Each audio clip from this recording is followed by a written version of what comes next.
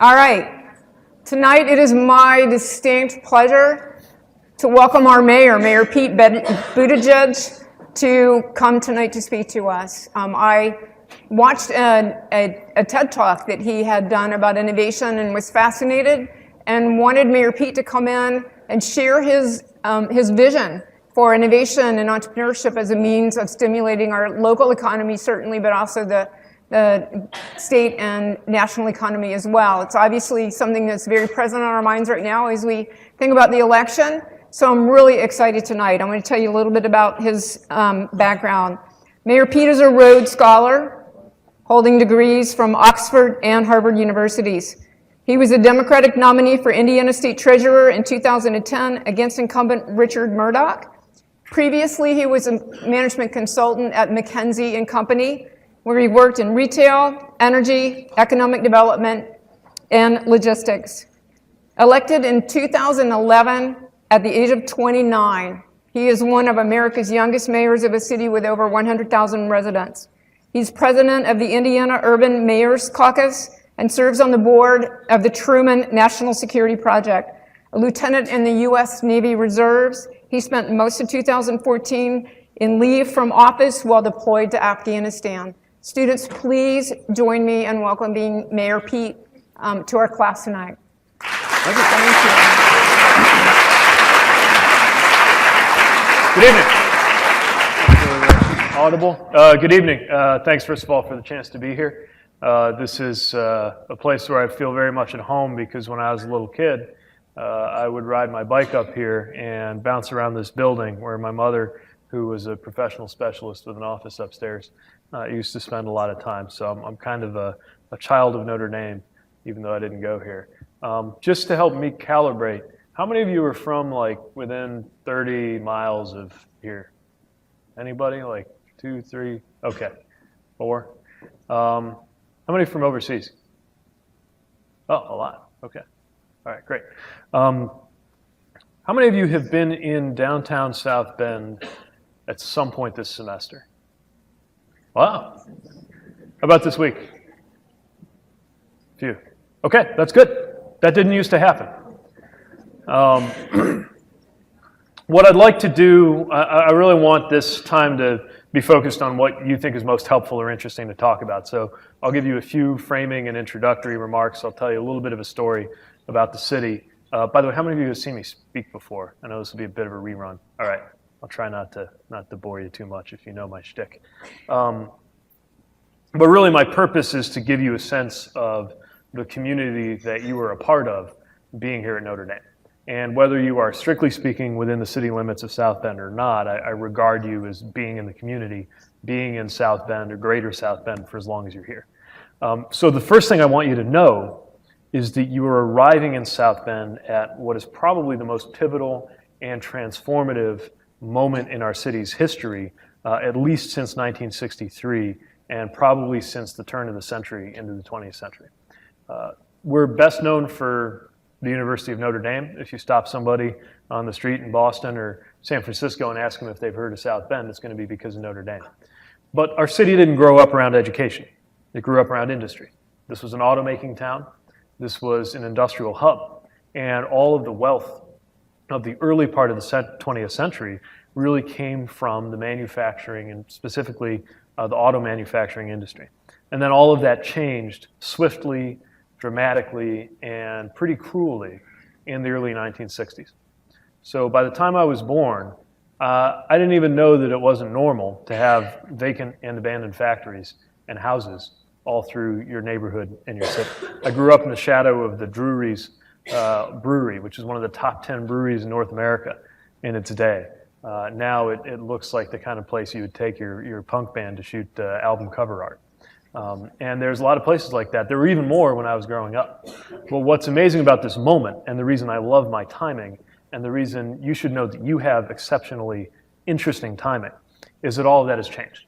It has taken 50 years for the city of South Bend to move out of the kind of hangover or post-traumatic mode of dealing with the cruel and sudden economic adjustment that happened when the last Studebaker car rolled off the line in 1963, which was the end of a company that almost single-handedly accounted for tens of thousands of jobs. And today, when the city has a new reputation, when the city's getting good looks from around the country and around the world for our business climate, as well as what's going on in the city administration. We had Harvard Business Review not long ago ran an article called What Business Can Learn from Government. I thought it was a typo when I saw it first, but an example of some of the dynamic things that are going on. That article was about South Bend. And it's an example of some of the things that we have going on right now. There's a lot of things that have gone into the economic moment we have now, where we've seen more than $500 million invested in downtown in the last few years in city-related deals, where we've seen the fastest population growth in a quarter century, where we've seen a lot of things that used to be trending down, either holding neutral or trending up, but most importantly, a new level of pride and appreciation for the life of the city that we're in. There's a few kind of ingredients to that I wanted to give you a sense of. The one I think is the most important, that's probably South Bend's special sauce, is we have a knack for taking something we've already got and seeing a new value or a new purpose in it. So every industrial city in the Rust Belt area for sure is doing a lot of adaptive reuse, but I don't think it gets more adaptive than what's happening, for example, on the old acreage where the crumbling Studebaker factories used to stand when I was growing up. We've got the largest building in that complex, one so big that really the reason it's still there is that it was probably too expensive to blow up in the 70s or 80s, that is now coming online as the largest mixed-use technology center in the Midwest. And the reason that works has to do with the fact that the internet, whether you think of it this way or not, is a physical thing. The internet moves through fiber optic cable that is threaded across the United States. And it's basically impossible to send a signal from, let's say, Chicago to New York without it going through a cable that passes through South Bend. Now, when they were laying out that fiber optic cable, they had to put it somewhere. What they wound up doing was they put it in the old railway and highway conduit and right-of-way that made us relevant in the first place in terms of our location. So just at the moment that we thought that the factory complexes that stand where those railway and highway right-of-ways meet up, just when you thought that those had lost their relevance, we found out that they had new relevance. Because not only did you have the fiber running under that, which meant tremendous amounts of bandwidth, we also had power substations, a triangle of 3 huge power substations with nothing left to power. Right? They were built to turn these enormous factories on, and now they're just sitting there. And then we have something else that, believe it or not, can be a big asset, which is cold weather. Because if you're in the data center industry, one of your biggest problems is how to cool off the machines in your data centers. And so we have what is beginning to be called the Silicon Prairie growing up around the high fiber, cheap power, and cold weather that make this a good place to put your boxes. And even more importantly, from an economic perspective, put the analysts who are going to work on the data that's being crunched in those boxes that make up what we commonly refer to as the cloud. It's one example of how a place like South Bend can reimagine the value of what we've always had and adapt it to a new era. Another thing that's going on that's making it possible for us to succeed where we haven't been able to in the past is partnerships. And there are a few I want to talk about. First of all, regional partnerships. So there was a time, and for some it hasn't ended yet, where mayors thought their most important job was to make sure they were doing better than the neighboring city. So in our case, that means making sure that we're competing successfully against Mishawaka. This makes no sense, because a lot of the people who live in South Bend work in Mishawaka, and vice versa. We've begun partnering not only with Mishawaka, but with the surrounding counties, Elkhart County, Marshall County, in order to formulate a comprehensive regional development plan that's got all of us working together.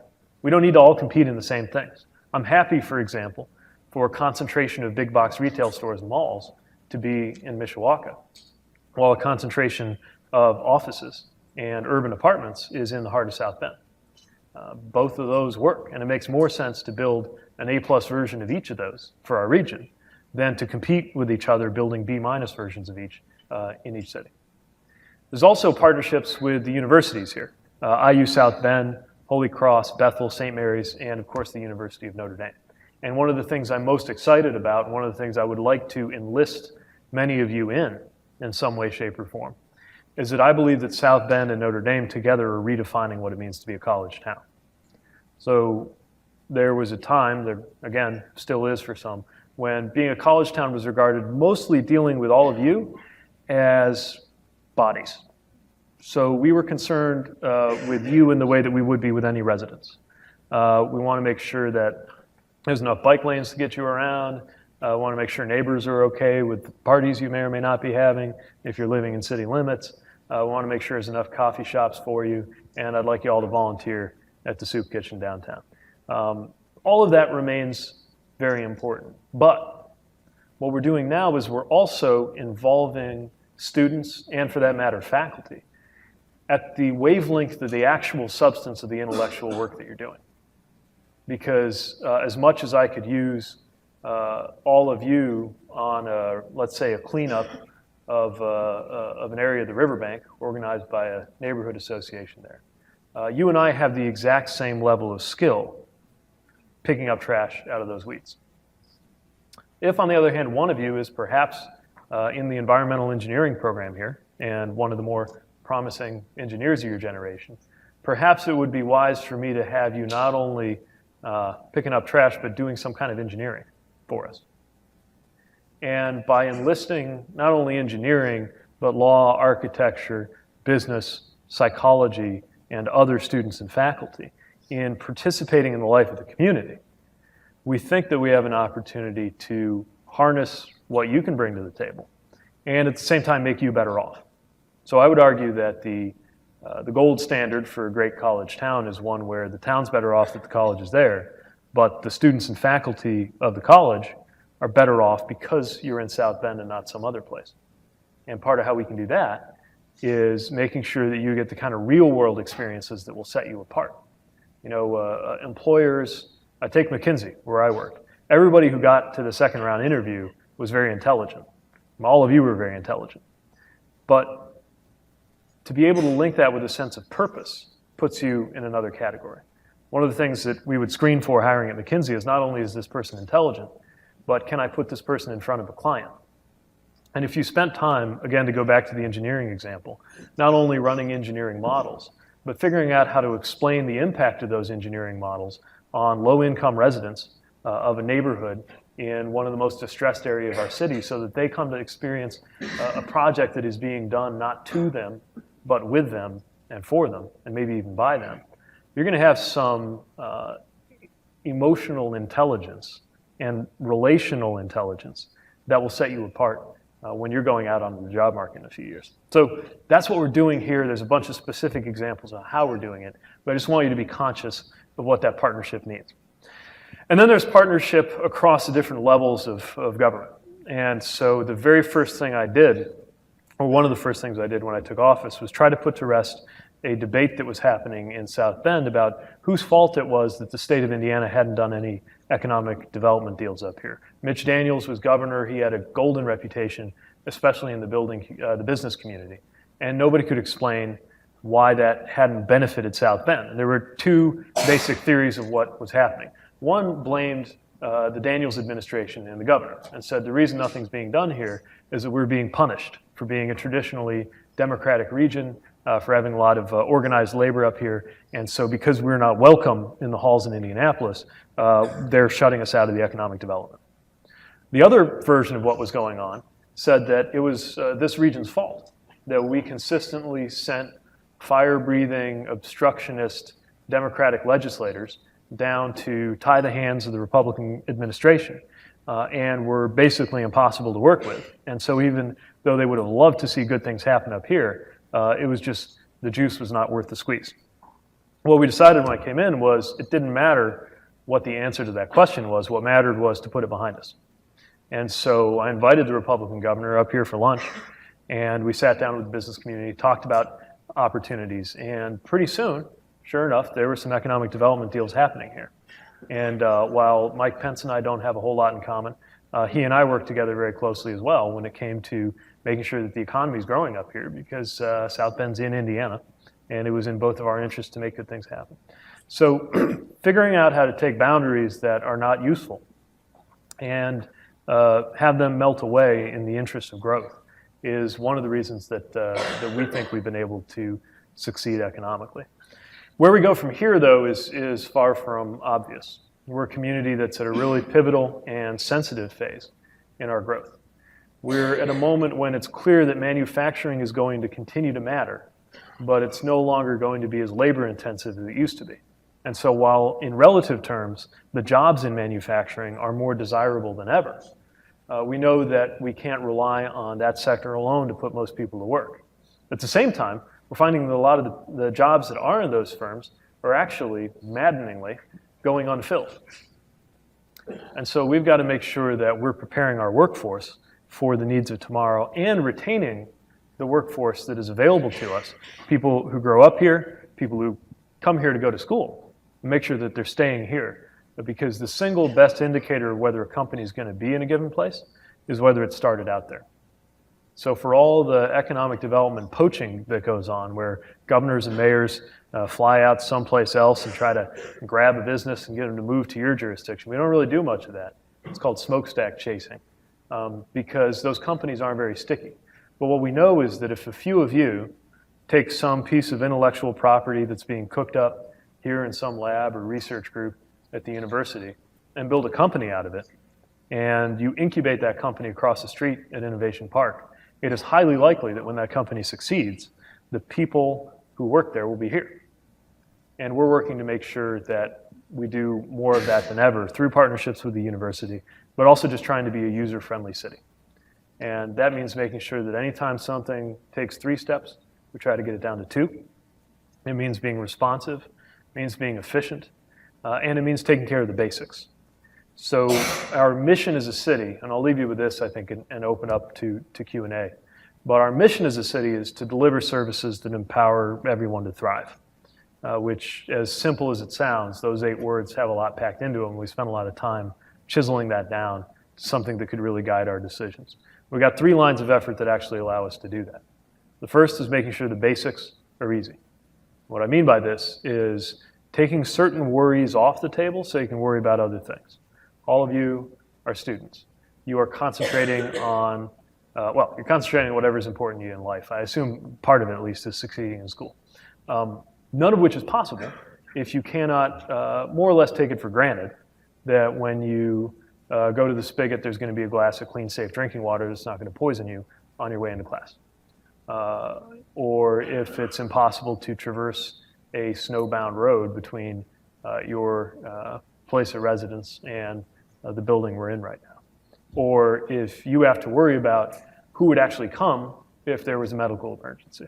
Right? Those things, we just deal with those things so you don't have to. That's making the basics easy. And then there's providing good government. It's making sure that as we do that, we actually do it well, we do it transparently, we do it efficiently, and we do it cost effectively. That's why we were the first city in the state to set up an open data portal. So it's our policy that whenever we create a body of data as a city, we push it out online. So you can see it, you can work with it, whether you're just trying to make an informed decision about how to vote, and you want to know how much every single person in the city gets paid, so you can factor that into your decision.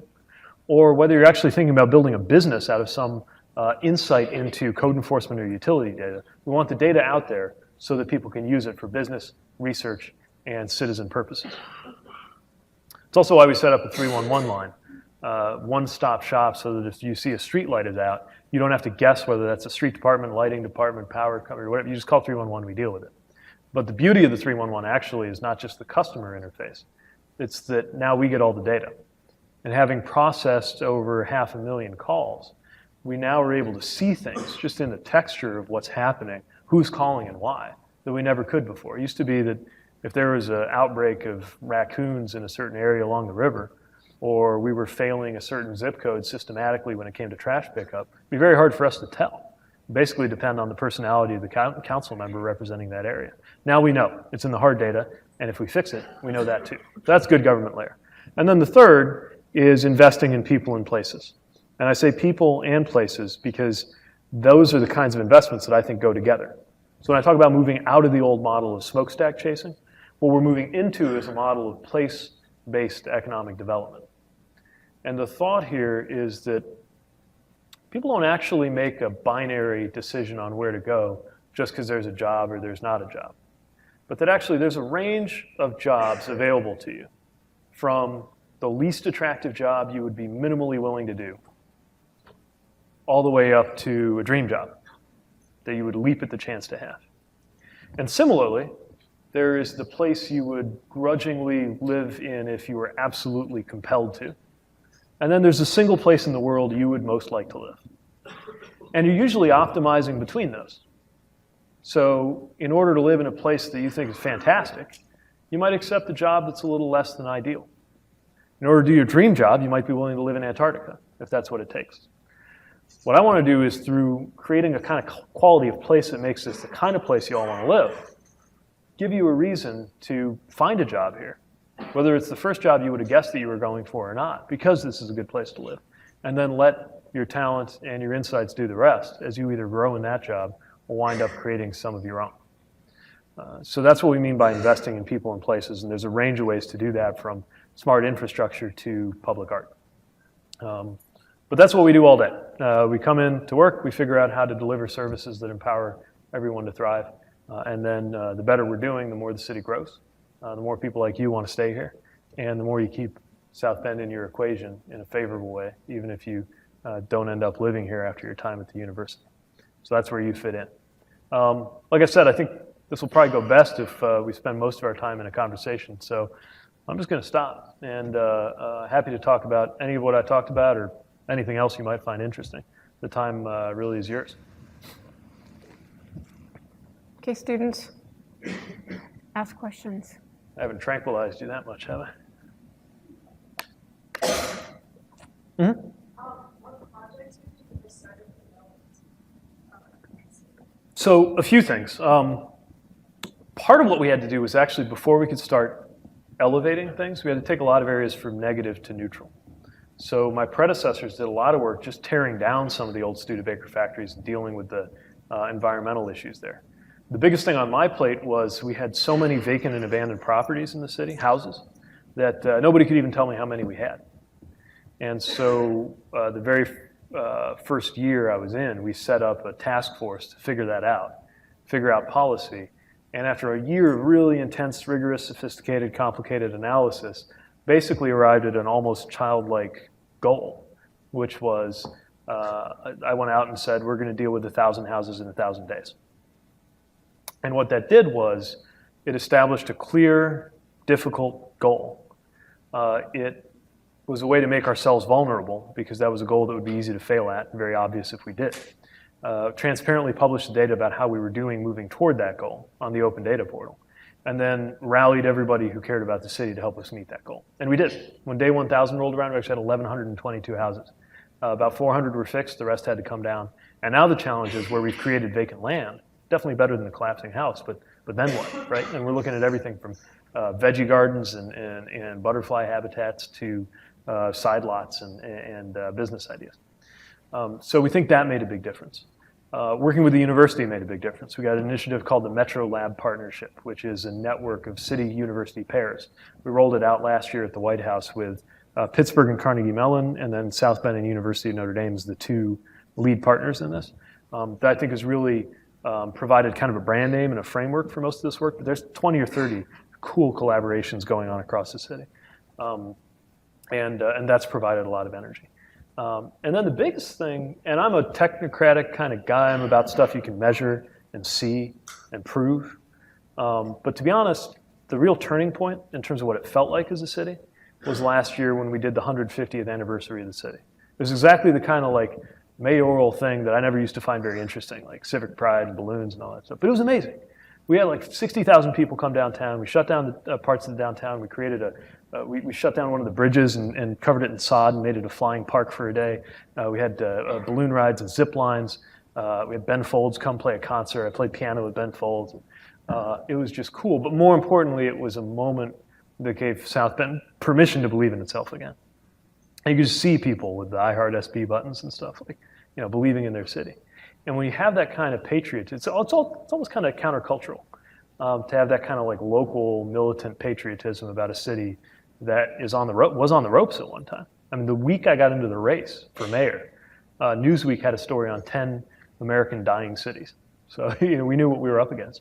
But precisely because of that, there was a kind of emotional energy to the whole project of turning it around. And it was really powerful. It remains really powerful. to see how people are ready to sign themselves up for that and be part of it. Another question? Any questions? Here we go. Yeah.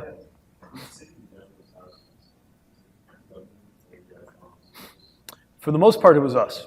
Although we tried to get creative with that too. So one of the things we realized is, all right, for like $8,000 to $10,000, we can just mow it down. For slightly more, we can take it apart in reverse. It's called deconstruction. And what's interesting about deconstruction is some of the skills that are required to take apart a house aren't that different from the skills required to put one together. And so we were actually able to use that as a skills training program to get some entry-level workers access to skills that we thought would help them build better incomes. But it was more expensive to do it that way. So we did that on a handful of houses. Most of them, we just did it. And that meant I had to find the money. And if you're familiar, I doubt many of you have studied the finer points of Indiana tax law, but we've got a property tax cap that it basically keeps our revenue totally flat. So even if I wanted to raise property taxes, it wouldn't be an option. So everything we do has to be based on doing something else more efficiently in order to find the money. But we found the money because it was a priority. And the tricky bit is, even when we tear down a house, we usually still don't own it. Sometimes we can't even figure out who the owners are because they walked away and it's in some complicated legal shell game. And so getting to the bottom of that is kind of the next frontier if we really want that land to be used productively. Yes? What's your biggest challenge? Biggest challenge moving forward? I think, at least in this season, any mayor's biggest challenge is keeping the community together. So I love the size of our community. We're almost exactly 100,000 people, which means we're just big enough to have every city issue and problem and challenge and opportunity, but we're small, so you can be creative and nimble in how you deal with it. But we're also a very diverse city, and we got a lot of different political commitments and personal circumstances and economics, and the ethnic makeup of the city makes it possible for people to be pulled apart if you're not working very hard to keep everybody with a sense of common purpose. And when you also have a pretty divisive national political climate, when you have some of the concerns around police-community relations that are affecting any community right now, it becomes exceptionally important to enlist everybody in common purpose geared around shared values. And what you have to do, I mean, same as when you're running an organization, but even more importantly with the communities, you have to call people to those values and remind everybody about the values they have in common. So no matter how bitter the division, people generally want the same things. They want prosperity and peace and safety and fairness. And keeping everybody in touch with that bigger picture, at least in a year like this year, it's probably, it sounds intangible compared to the other challenges I have, like making sure our labor force participation rate goes up or a lot of other things I can count. But to be honest, I think that's the single biggest one, or the one that matters most. Yes? What advice would you give to a student who has an idea that they'd like to try and implement this out? Go for it, first of all, do it. In terms of how to go about doing it, a few things. First of all, again, we're a community that is actually small enough that in a matter of days, you could meet the entire community of interest around people who deal with whatever it is you care about. So if you have an idea related to child nutrition, over a matter of 10 cups of coffee, where at the end of each cup of coffee you say, who else should I meet in the community? You could map the entire space of people who work on that and figure out where the gaps are and where the overlaps are and understand where you could fit in. That's number one.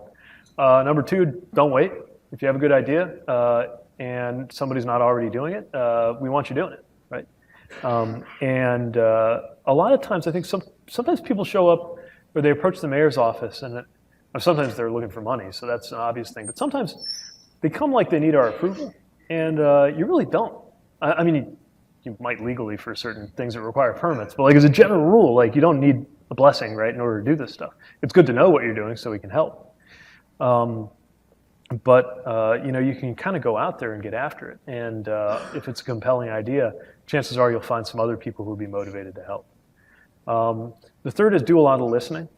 So you know, people always have ideas, including me, have an idea, and then you go and you get on the ground and you find the idea needs to bend a little bit in the context of the reality.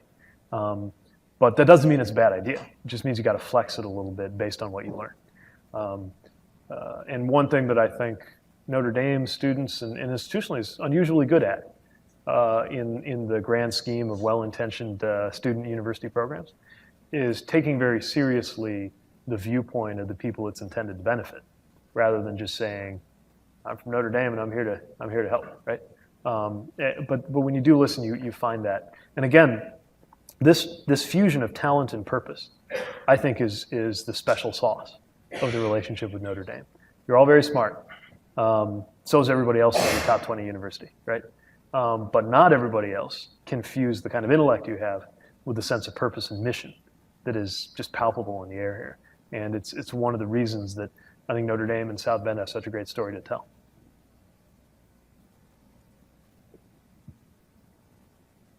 Up top.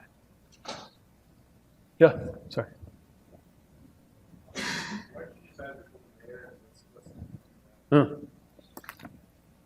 So I did not grow up thinking I was going to be a mayor. I grew up thinking I was going to be an airline pilot, which I still think is a great job because it's good, honest work, and you have half the time off, and you get to work with technology. But turns out if I didn't have my contacts in right now, I would not recognize the people in the front row from my own parents. So that kind of killed the whole military aviation idea, which made it a lot harder to become a pilot. So by the time I was getting to the end of high school, I was thinking about my future and starting to really care about politics and public service. But the biggest thing I didn't understand then, and this kind of gets to my answer to your second question about where I'm headed, the biggest thing I failed to understand then is how important the local is. I used to think of the local as kind of a junior league, and then, national is the big league where all the serious people are. It may be that the reverse is the case these days. Matter of fact, precisely because the national picture is so troubled, I've been able to recruit some absolute rock stars to come work in the city. So I think actually the kinds of people who used to go work at like Wall Street in the 80s or NASA in the 60s are working in cities and civic innovation in the decade we're living in, which is amazing if you're a mayor trying to, really shake things up and do new things. It was really a light bulb that went off. As was mentioned in the introduction, my political career began running for state treasurer, basically because I just didn't like what the state treasurer was doing. And I asked if anybody was running against him, and they said no, so I tried, and I got my head handed to me. It was like 60-40. It wasn't even close. But I went to every chicken dinner and fish fry and parade and county fair. I ate some disgusting things around the state of Indiana. And I learned politics. I learned how it works. I learned how you go up to strangers and tell them you're running for office. I learned how to raise money. I learned how to do media. I learned how to tell who's going to do a good job when you hire them, based on assembling my staff of 3. And so after I had lost and the mayor here said he wasn't going to run again, it opened up the first open seat election in 24 years in South Bend. And folks kind of knew me from the last campaign and asked me to think of it. I was not the most credible candidate because there were 2 really serious kind of heavyweights. There was one guy who was kind of like the machine guy in the party, and he was kind of viewed as kind of the establishment guy. And then there was another guy who all the people who didn't like the machine kind of lined up again. It was kind of the counter machine. And then I wound up kind of sneaking up the middle, but it turned out to be to my advantage that I didn't have the kind of strings attached that go with being around for longer because I'd never held office. In terms of the future, I really love this job. I'm in my 2nd term, just got reelected, so thankfully I'm not on the ballot this year. All I really know is that this sounds like the political answer, and it is, but it's also the truth, which is that if I just do a good job at this, like the future will probably take care of itself. I know I can't be a mayor forever, but this really commands my attention because it's really hard, actually. It's incredibly rewarding. But it's also incredibly demanding. And so, and it's gotten more and more complicated and interesting the longer I've been at it. So everything I want out of a job, I get right now, except free time. Yes? I have a question about safety. I personally have no experience here, but I talked to a couple of long-time residents of South Bend, and they mentioned that the long-time neighboring areas are safer from South Bend. So what's your plan? So it's really in the same way that the same as a national government, right? A local government's first responsibility is to provide security and safety. And I can't promise a world where we've done away with any crime issues. But what we can do is try to make sure that each year the city's safer than the last. If you look at the trends of property crime or violent crime in our city, it's about half of what it was when I was a kid growing up here. And that's really true of most American cities, actually, contrary to what you may be hearing lately. It's true that there's been an uptick in some American cities from like year on year compared to last year. But again, if you look at where we were in the early 90s, it's not even close. The challenge is how do we get more sophisticated over time? And I think there are several ingredients in that. First of all, kind of old-fashioned stuff, which is making sure police officers know. How many of you have ever had I won't say a conversation with a police officer in South Bend? Yeah, pretty rare, right? A handful. Okay, well that's good. Building more of those relationships, not just with students, but with neighbors, and especially in distressed neighborhoods and minority neighborhoods, right, is critically important to the success of the police department. Technology plays a role, right? We're better able than before to identify where problems are, to analyze the data around where problems have occurred. And then making sure that we're applying, I guess what I would call the social technology of making sure we understand the relationships better, mapping relationships, especially when we deal with the really serious issues like gang violence, right, which is unlikely to affect anybody in this room, but is happening in our city. I've tried to take a very clinical approach to that. So it's an issue that arouses a lot of emotion, and there's a lot of politicians kind of pounding their fists on the table about this stuff. But you can actually just look at it from a health perspective, and the same as you would with a disease. Figure out what interventions work. Look at the cities that have made more progress than the other cities and imitate the ones that are succeeding. And that's what we've been doing, especially on the group and gang violence, and it's working. Yes? Yeah. Gaps and overlap. So it's especially important, I think, for a mayor because, or in any elected office, you have your formal powers, the things you're actually in control of, right? So like, I can declare a snow day, I can hire and fire firefighters, I can change the path of a street. But then there are all these things that I have no formal authority over at all. I actually have zero official authority over schools. I can't really tell any nonprofits what to do. Everybody wants me to put a grocery downtown. And I always say, that's great, but I'm not the CEO of a grocery firm. I don't run grocery, so I can't put a grocery anywhere, right? But I can actually shape all of those things with the role that I do have. If I want the schools to do better, I might be able to provide wraparound services for kids. If I want a grocery downtown, maybe I can provide an infrastructure that makes it more likely that a smart grocery CEO will notice that it's a good business move to come downtown, right? And so it's all about shaping the context in which these things happen. And the great thing about the mayor's office is when you call, people answer. And so just the convening power, which again is a very informal power, doesn't mean anything. I have my formal convenings, like I appoint certain people to certain boards that make certain decisions. But what's even more important is that if I want every labor leader in the area at a table, or if I want every labor leader and every major business leader at the same table, I might be the only person who can do it, just because of the way the office works, just because people pick up.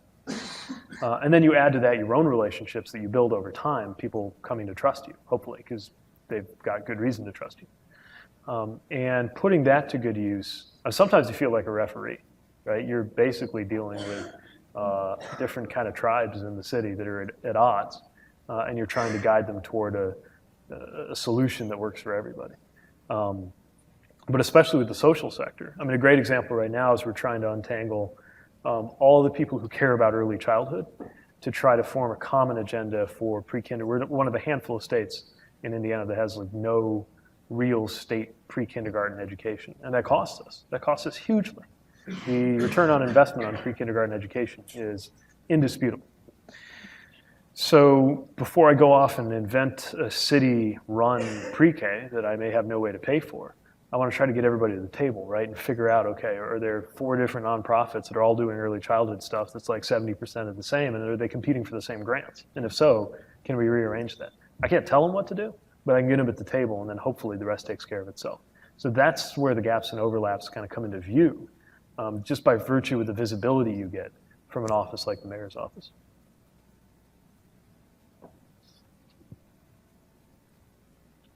questions? There was a hand, there you go, up in the back of the room.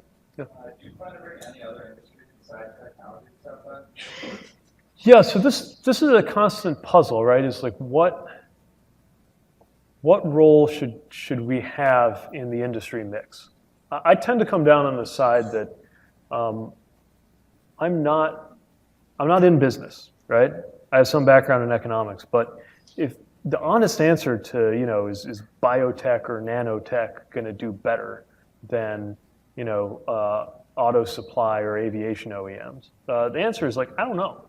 And chances are a government official is unlikely to be the person with the best answer to that question. So what I'm concerned with is trying to figure out how to create a platform where any business in any mix of fields does well. Now, there are certain principles that I'd follow. One is that I'm happy to have lots of small to medium-sized enterprises, because if you can have 20,000 people either working in one building like we used to, or spread across 100 firms of 200 people each, I'd rather have the latter because I can afford to lose a few and gain a few and we're fine, right? So you think about that.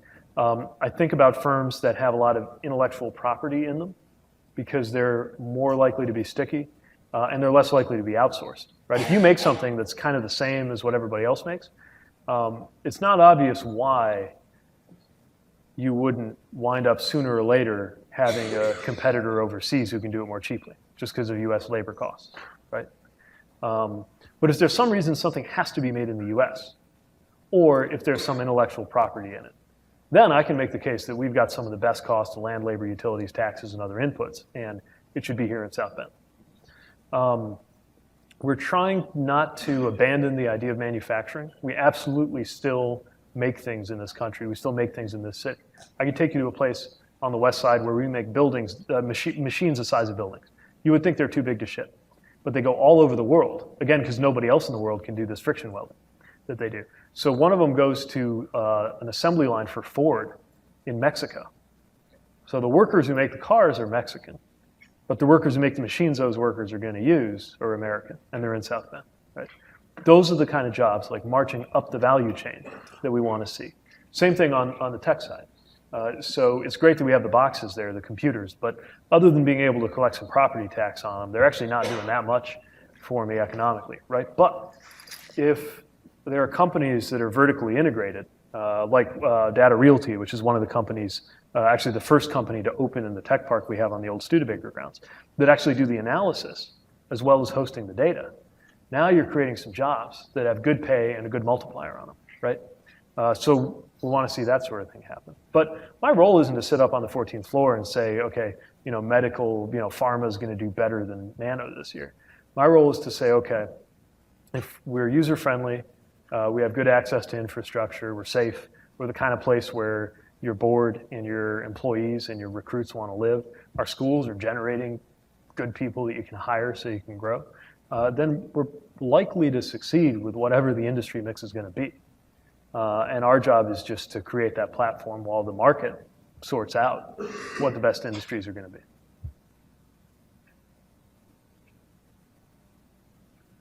Any more questions? Keep faking me out, scratching your ear or something. I keep starting to call on you. I have a couple questions. Yes. So when we talk, Mayor Pete, let me ask you this. You got degrees from Harvard, from Oxford. You had experience at McKinsey and Company, which is one of the most highly sought after jobs here, especially in the Mendoza College. So the question I have is, what brought you back to South Bend, number one? And a follow-on would be then, if you were at the same time in the same position as these students who are at some point within the next few years going to graduate from Notre Dame, what could you say to them to encourage them to think about the possibility of staying here as opposed to going to Chicago or New York or wherever? Yep. What have we done to create not only those opportunities, Mayor Pete, but also create that climate that's conducive to young professionals and the kinds of things that they like to do? Like, I can think of one example right away, but I'll follow up with that. But I just wanted to know what your thoughts are on that. Sure. So for me, when I grew up, we thought that success meant getting out of here. So that's what I did. Went to the East Coast, went and traveled the world. But no sooner had I left than I began to understand what it meant to be from here. I didn't understand the tug that South Bend was going to have on me when I left. it matters to be from a certain community. I think, look, I love travel. I love exploring the world. I love being in the military. But when you're anywhere other than home, to me, you're on a little bit of a treadmill. You're on like an incline. Maybe it's only 0.5% or 1%, but it's just a little harder to go at the speed you would go at on 0% because you're figuring out a place that didn't shape you. And again, that's stimulating and exciting. But there's something about being from somewhere.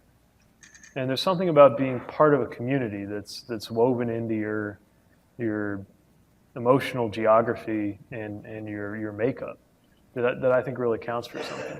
The other thing for me was I just really cared about what was happening here. So what would happen is I would get together for a beer in Washington or Chicago or whatever city I was in with some old friend from around here. And within minutes, the conversation would turn to, hey, what's going on back in South Bend? Why isn't it going faster? What else could we do to help? And so the longer that happened, the more it made sense to move home. Plus, it was a lot cheaper than Chicago, which is where I was living at the time. So there's a practical value, which brings me to my answer to the second question. And again, I view as a matter of economic development role, I'm not out to trick anybody. And it only really makes sense if South Bend legitimately is the right place for you to take your next step. But here are some reasons why it might be. First of all, we have access to the world without some of the pressures of being in one of the biggest world cities, right? You can get in a car and be in the loop in Chicago in 90 minutes. A lot of people think of themselves as living in Chicago and would have a hard time doing that at rush hour coming in off the northwest side. You, at the same time, have the benefits of living in a community you can get your arms around. And we're working very hard to make sure that everything you want is around, that there's good places to eat, that there's good brew pubs and concerts, stuff going on at the Morris and the Deepak, but also some really interesting underground venues just around town, some really organic stuff happening that just make this a good place to live. And if you are of a startup mindset, your startup will probably last roughly 4 times longer here than it would on either coast, just as a pure function of the monthly cost of maintaining a life and an office or rent in a place like South Bend versus a place like Silicon Valley. But I'm just as gratified when people do what I did, which is leave and then eventually come back.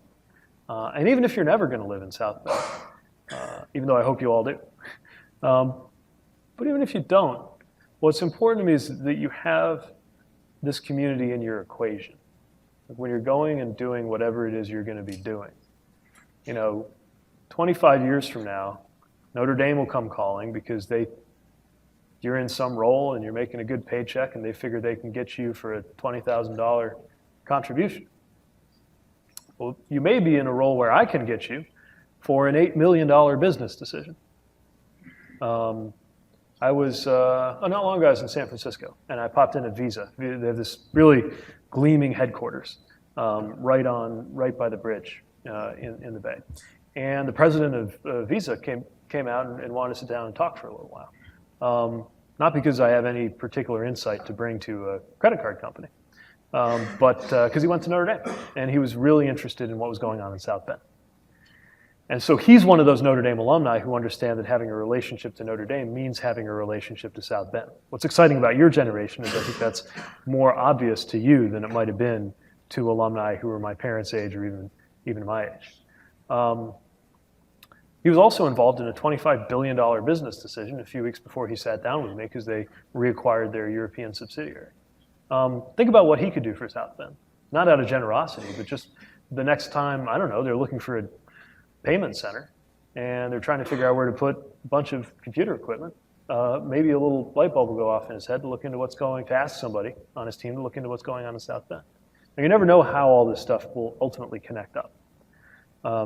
But what I know is that if I continue to make it legitimately true that people who choose to do things in South Bend are better off than if they do things somewhere else.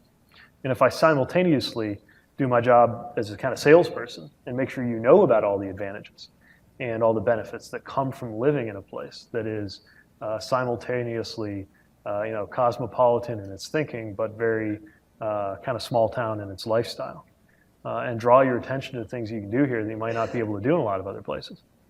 The ease of the lifestyle here. The mayor of LA has gotten to be a good friend, and he was asking me what was going on in the city. It's at some mayor conference, and I was telling him about all the traffic. I was telling him that my Smart Streets project downtown had doubled the commute, and it was taking me almost 8 minutes to get into work. He found this massively entertaining because in order to get around out there, it can often be more than an hour before you even factor in projects or disruptions that go on. So anyway, I'm not out to trick you into staying in a place that isn't for you, but I bet more of you would find success in South Bend than you might think. And I would urge you to look at both the professional world around you and just the kind of community that we are as you're thinking about what your next move might be. I kind of had a leading question on that, and I'm going to ask the students. How many of you, when I think of creating an environment where young professionals like to live and work and spend their free time, and you mentioned many of those reasons. Another thing I think of is professional sports. So I'm curious, how many of you have been to a game at the South Bend Cubs? Raise your hand. That's it? Oh, you should be definitely ashamed. do that. Yeah. I'm telling you, Yeah. and I am not that big of a baseball fan, it is a great experience. The city of South Bend has done a tremendous job in attracting a really great experience in professional sports. Yeah. You need to go to a game in the spring. It's really, really cool. It rivals any experience. Very friendly, fun environment. Yeah, that's So really fun. Check it out. Even if you don't care about baseball, it's really fun. Yeah. I mean, it's just good food. Tickets like $8, and it just feels good to be.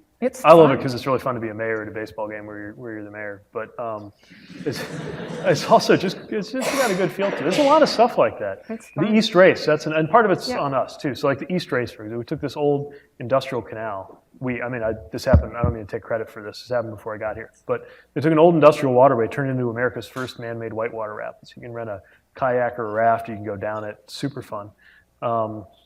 We never had it open when students were here. So, that's on us. We're fixing that. But there's a lot of cool stuff. We got a ropes course in, or they call it an aerial adventure park. I call it terrifying, but it was like really, really, there's a lot of just like recreational stuff around. I'll be right. The Cubs is a particularly good one. I would love to see more of you at a Cubs game, maybe in the spring. Does anybody else have a question? Anybody? I have one last question to close, but before that, we got a question. Go for it. Yeah. Just specifically in terms of startups, what are some ones that you guys have backed recently, and the ones that are like in the forefront of the kind of entrepreneurial? Yeah. So again, many of them are here because of Notre Dame. So there's a company called Data Realty, for example. That's the one I was telling you about with the data analytics. They started out in Innovation Park, which is the incubator across the street, just over by Eddy Commons. And now they got a whole building in downtown. There's another one called MNet, which is really interesting. Came out of a collaboration where South Bend applied an experimental technology in basically sensing the water level in the sewers, and wound up being the first city in the world to migrate its wastewater management to the cloud. But more importantly, from an economic perspective, out of that came a company which is now employing a couple of dozen really smart people in downtown South Bend and selling this technology all over the world. We're really trying to position ourselves as a beta city. So if you have an idea that needs to be tried out on a certain scale that's like big enough to be complicated but small enough that you can handle it, we think we're just the right size for that. So we're hoping there will be more infrastructure related. We got another company called F-Cube that uses some kind of, I'm going to get out of my depth if I try to explain it, but basically it's some kind of nanotech related ability to not only check quantity but quality in water. So you can detect a pathogen where it used to take like a drop would have to go into a petri dish and you have to wait a couple days to see what was in there. You can just scan it and you can just see stuff like that. Stuff with a lot of upside but a lot of risk. And that's what it takes. There's some very troubling data for an entrepreneurship series especially. Some very troubling data suggesting that America may be becoming less, or becoming more risk averse, less willing to take risks. which tends to mean less new business and less creativity. And again, what I'm trying to do is make sure South Bend's the kind of place where those kinds of risks are encouraged. But yeah, you might want to look into some of those as examples of the kind of firms that are doing well. Or just go down to Innovation Park and walk around, because there's a bunch of things being cooked up there that I don't even know about yet because they're so new. But there's that 3D printing company doing something to do with paper cups in the Studebaker factory that I was telling you about. Again, kind of intellectual property finding its way into a product, but some really fun, really intriguing stuff going on in the community. If you go to the Innovation Park at Notre Dame website and look at their clients, it's really cool to look through to see what kind of work is going on at Innovation Park. And the vast majority of those companies, as they launch, next step will be to move into South Bend and grow their companies here. So I do have, I was curious, what's your vision for South Bend 10 years from now? What do you think South Bend will look like? So my expectation is, first of all, that we'll continue to feel more like a city than it did when I was growing up or than it does today. We are really making the most of the extent to which people are wanting to live in the heart of cities again. Relatively new. And there was a debate for a while about whether that would ever happen in smaller cities like ours, but it is. If you walk around downtown, at least after I'm done tearing it up, you'll see that there's just kind of a street life and a kind of vibrancy to it that we didn't have. So I think it'll continue to be viewed as a real city, but also remain a very livable place. The biggest shift I want to continue driving is it'll be viewed as a very connected and very smart place as well. That it's known for inclusive growth where people can get connected up either infrastructurally, digitally, personally, or physically, or just economically with the rest of the country and the rest of the world. And I think if we establish that, then we remain a city that's big enough to matter and have something for everybody, but small enough that you can really kind of take ownership of it in a way that's just tougher in some of the bigger cities of the world. And I think that's a reputation that would serve us very well for the growth that we want to have in the future. Okay. One last question, and I kind of ran it by him beforehand to make sure he was game, because it's a little more of a political bent. But I thought, we have Mayor Pete here. I think I would fail if I didn't ask this question. I came across a piece of information that shared with me that when Mayor Pete was a senior in high school, he was recognized by Caroline Kennedy and members of the Kennedy family at the JFK Library for a prize-winning essay that he wrote that was related to JFK's profiles and courage. It was actually an essay about Bernie Sanders, who at the time was an independent, and it really focused on Bernie Sanders' integrity and courage.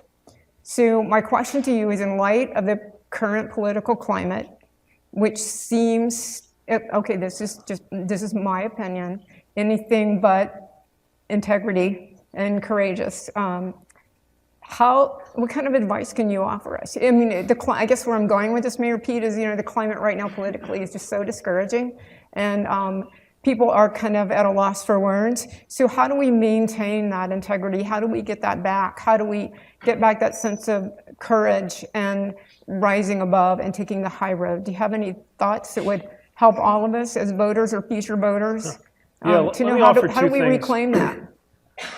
Two things that might sound contradictory, but I don't think they are. One is the importance of civility. So just making sure that every time you're spending time with somebody, you're going in with a presumption of good faith, and you're trying to identify that which is most admirable in them. And that just gets you a long way. And it makes you better off too if you assume the best about people. And that doesn't happen a lot in our national political picture, but I think we need it.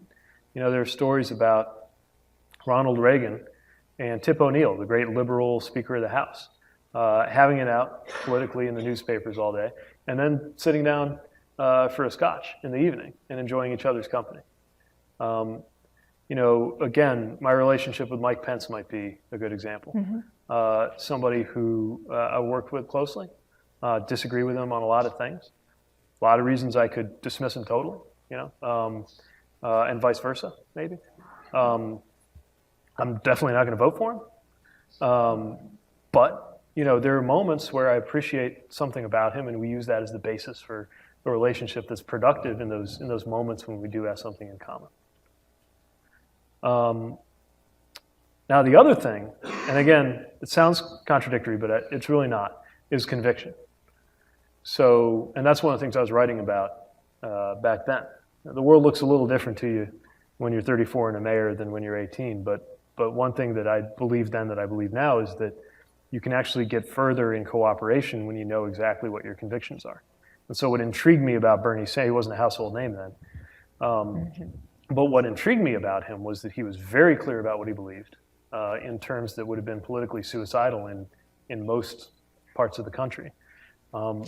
But because everybody knew exactly who he was and what he was for, he was actually unusually good at working on both sides of the aisle when there was some chance to form some kind of consensus. And what I found is that,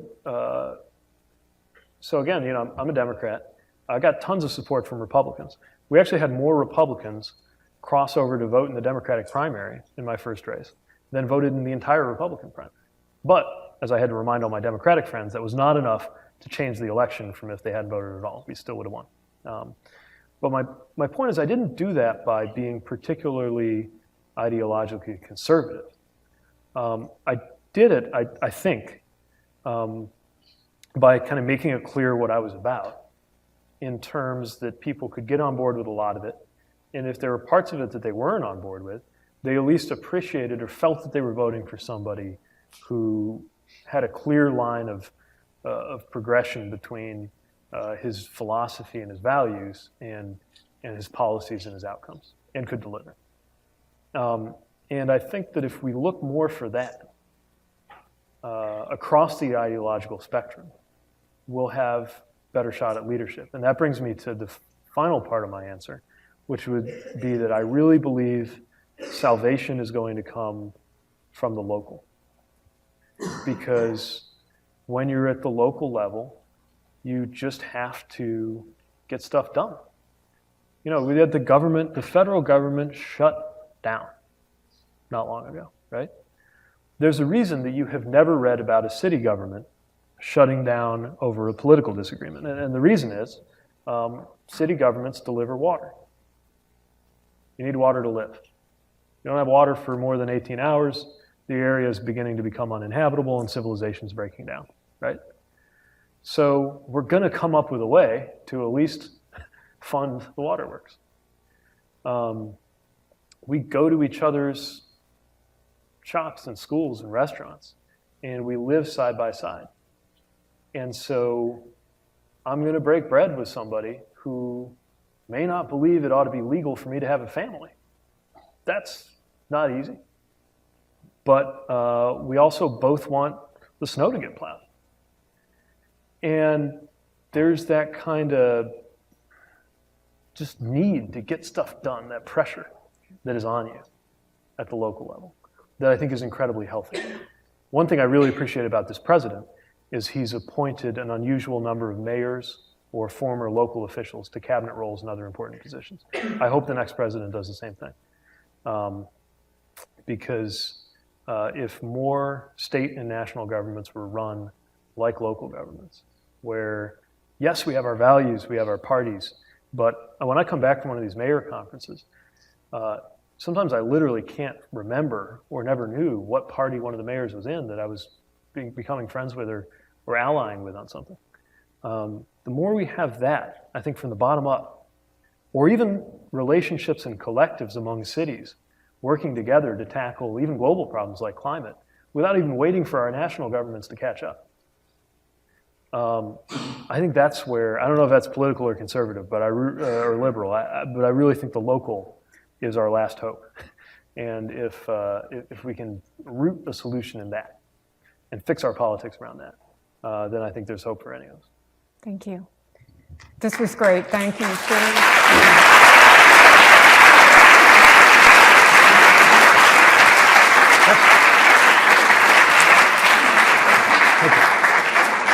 I know how busy you are. I really appreciate that you made the time for this. This was great. Thank you.